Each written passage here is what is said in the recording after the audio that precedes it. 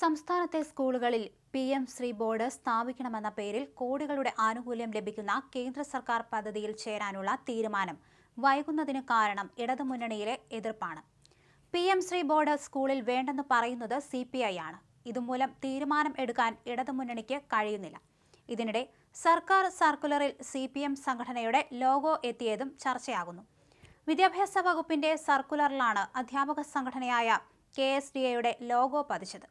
Higher secondary പരീക്ഷാ ഉത്തരക്കടലാസുകളുടെ മൂല്യനിർണ്ണയ ക്യാമ്പുകൾക്ക് 12 മുതൽ 15 വരെ അവധി നൽകിയ ഉത്തരവിലാണ് KSDAയുടെ ലോഗോ പതിച്ചത്.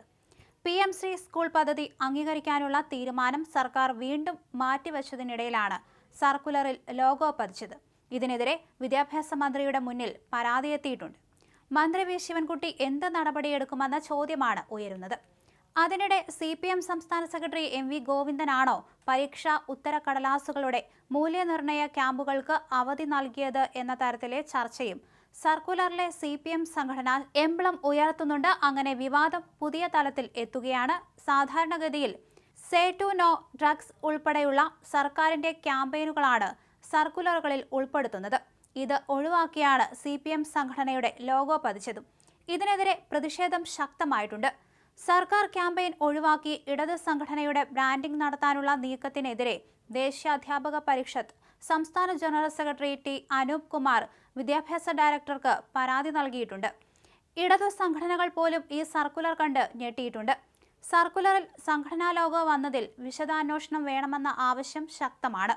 ഇതിനിടയിലാണ് PM ശ്രീ സ്കൂൾ പദ്ധതിയെ CPI എതിർക്കുന്നത് എന്നതും ശ്രദ്ധേയമാണ്. ഇന്ത്യ സർക്കാരിന്റെ കേന്ദ്രാവിഷ്കൃത പദ്ധതിയാണ് PM ശ്രീ സ്കൂൾ. കേന്ദ്ര സർക്കാർ, സംസ്ഥാന കേന്ദ്രഭരണ പ്രദേശ സർക്കാരുകൾ, KVS, NVS എന്നിവയുൾപ്പെടെ തദ്ദേശ സ്വയംഭരണ സ്ഥാപനങ്ങൾ നിയന്ത്രിക്കുന്ന 14,500-ലധികം PM ശ്രീ സ്കൂളുകൾ വികസിപ്പിക്കുന്നതിനാണ് സംരംഭം ഉദ്ദേശിക്കുന്നത്.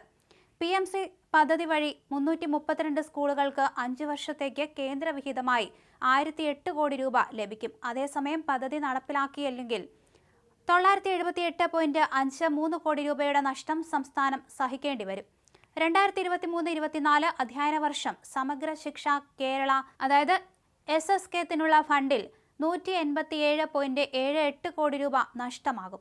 സ്റ്റാർസ് പദ്ധതിയിൽ 165.40 കോടിയും 2024-25 അധ്യയന വർഷം SSK ഫണ്ടിൽ ലഭിക്കേണ്ട 385.35 കോടി രൂപയും നഷ്ടമാകും.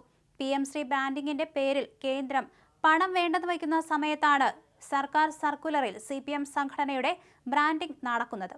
കേന്ദ്ര പദ്ധതി കേരളം അംഗീകരിച്ചാൽ ഓരോ ബ്ലോക്ക് പഞ്ചായത്തിലും 2 സ്കൂൾ വീതം കേന്ദ്ര മാതൃകയിൽ വികസിപ്പിക്കും. പദ്ധതി പ്രകാരം വർഷം 1 കോടിയോളം രൂപ ഈ സ്കൂളുകൾക്ക് ലഭിക്കും. ഇതിൽ 60% കേന്ദ്രവും 40% സംസ്ഥാനവും വഹിക്കണം. പദ്ധതിയിൽ ഒപ്പിട്ടാൽ നയപരമായി എതിർപ്പുള്ള കേന്ദ്ര വിദ്യാഭ്യാസ നയം നടപ്പിലാക്കേണ്ടി വരുമെന്നതാണ് കേരളമടക്കം പ്രതിപക്ഷം ഭരിക്കുന്ന സംസ്ഥാനങ്ങളുടെ എതിർപ്പിന് കാരണം. സംസ്ഥാനത്തെ കേന്ദ്രീയ വിദ്യാലയങ്ങൾ പദ്ധതിയിൽ ഉൾപ്പെടുത്തിയിട്ടുണ്ട്. 2022-ലെ ദേശീയ അധ്യാപക ദിനത്തിലാണ് രാജ്യത്തെ 14,500 സ്കൂളുകളുടെ നവീകരണം ലക്ഷ്യമിട്ടുള്ള പദ്ധതി പ്രധാനമന്ത്രി നരേന്ദ്രമോദി പ്രഖ്യാപിച്ചത്.